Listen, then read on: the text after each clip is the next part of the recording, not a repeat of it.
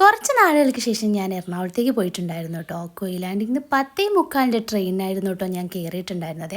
ഞാനും എൻ്റെ ഫ്രണ്ടും കൂടെ ആയിരുന്നു കേട്ടോ പോയിട്ടുണ്ടായിരുന്നത്. 10:45 ട്രെയിനിൽ കയറിയ ഞങ്ങൾ 5 മണിയൊക്കെ ആയപ്പോൾ ആണ് കേട്ടോ ഉനൈസേൻ്റെ വീട്ടിലെത്തിയിട്ടുണ്ടായിരുന്നത്. അങ്ങനെ അവിടെ നിന്ന് ഞങ്ങൾ ഭക്ഷണമൊക്കെ കഴിച്ചിട്ടുണ്ടായിരുന്നു കേട്ടോ. ട്രെയിനിലായതുകൊണ്ട് നല്ലോണം ഭക്ഷണമൊന്നും കഴിക്കാൻ പറ്റിയില്ല. അങ്ങനെ അതെല്ലാം കഴിഞ്ഞ് ഞങ്ങൾ റെഡി ആവേണ്ട തിരക്കിലായിരുന്നു കേട്ടോ. അങ്ങനെ ചന്ദനം എത്തിയിട്ടുണ്ടായിരുന്നു. അങ്ങനെ റെഡി ആവലെല്ലാം കഴിഞ്ഞ് ഞങ്ങൾ നേരെ വെച്ച് പിടിച്ചിട്ടുണ്ടായിരുന്നത് ഓഡിറ്റോറിയത്തിലേക്കായിരുന്നു കേട്ടോ. അങ്ങനെ ഓഡിറ്റോറിയത്തിലെത്തിയപ്പോൾ എല്ലാവരും ഉണ്ടായിരുന്നു.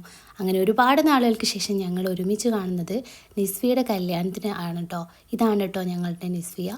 അങ്ങനെ അവിടെ എത്തി ഞങ്ങളെല്ലാവരും സംസാരിച്ചിരുന്ന് ഫോട്ടോ ഒക്കെ എടുത്ത് ഗിഫ്റ്റൊക്കെ കൊടുത്തു കഴിഞ്ഞ് ഞങ്ങൾ നേരെ ഫുഡ് കഴിക്കാൻ വേണ്ടി പോയിട്ടുണ്ടായിരുന്നു കേട്ടോ. അങ്ങനെ ഫുഡ് കഴിക്കാനായിട്ട് കുറച്ച് താമസം ഉണ്ടായിരുന്നു കേട്ടോ. അങ്ങനെ അവിടെ കുറച്ച് നേരം വെയിറ്റ് ചെയ്തിരുന്ന് അങ്ങനെ ഫുഡൊക്കെ കിട്ടി. ഞങ്ങൾ ഫുഡൊക്കെ കഴിച്ചു.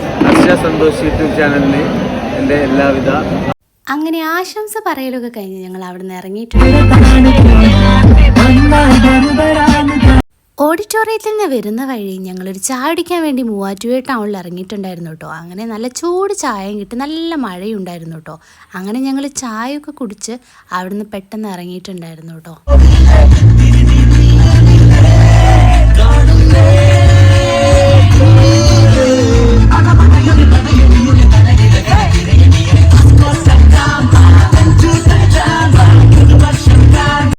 രാവിലെ എണീറ്റ് വന്നപ്പോഴുള്ള കാഴ്ചയാണ് കേട്ടോ നിങ്ങളീ കാണുന്നത്. എല്ലാവരും എണീറ്റ് വന്നിട്ട് നീ മാത്രം ഇങ്ങനെ സുഖിച്ച് കിടക്കണ്ടെന്ന് പറഞ്ഞ് അവളെ എണീപ്പിച്ചു കേട്ടോ. അങ്ങനെ ഞങ്ങളെല്ലാവരും കൂടി ഇരുന്ന് പത്തിരിയും ചിക്കനും ബീഫും എല്ലാം കൂടെ കഴിച്ചിട്ടുണ്ടായിരുന്നു കേട്ടോ. അങ്ങനെ രാവിലത്തെ ഫുഡും കഴിച്ച് ഞങ്ങളെല്ലാവരും റെഡിയായി കല്യാണത്തിന് പോകാൻ വേണ്ടിയിട്ട് സെറ്റായിട്ടുണ്ടായിരുന്നേ. ഓഡിറ്റോറിയത്തിൽ എത്തുമ്പോഴേക്കും അവിടെ എല്ലാവരും എത്തിയിട്ടുണ്ടായിരുന്നു കേട്ടോ. അങ്ങനെ ടീച്ചേഴ്സിനോടെല്ലാം സംസാരിച്ചിരുന്ന് ചെക്കൻ പെണ്ണിനെ നോക്കിയിരിക്കുന്നുണ്ടായിരുന്നു.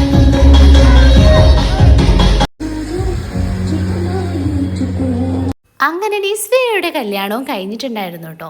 പിന്നെ ഞങ്ങൾ ഫുഡ് കഴിക്കാനായിട്ട് പോയിരുന്നിട്ടുണ്ടായിരുന്നു. അടിപൊളി ബിരിയാണി ഉണ്ടായിരുന്നു. ബിരിയാണിയൊക്കെ കഴിച്ച് ഞങ്ങൾ ഒരു ഐസ്ക്രീമും കഴിച്ച് എല്ലാവരും കൂടെ ഉള്ളൊരു ഫോട്ടോയും കൂടി എടുത്തിട്ടുണ്ടായിരുന്നു കേട്ടോ.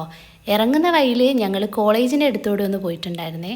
അതെല്ലാം കഴിഞ്ഞ് ഞങ്ങൾ നേരെ നാട്ടിലേക്കുള്ള ബസ് കയറിയിട്ടുണ്ടായിരുന്നു കേട്ടോ. വീഡിയോ ഇഷ്ടപ്പെട്ടാൽ ലൈക്ക് ചെയ്യാനും സബ്സ്ക്രൈബ് ചെയ്യാനും മറക്കല്ലേ.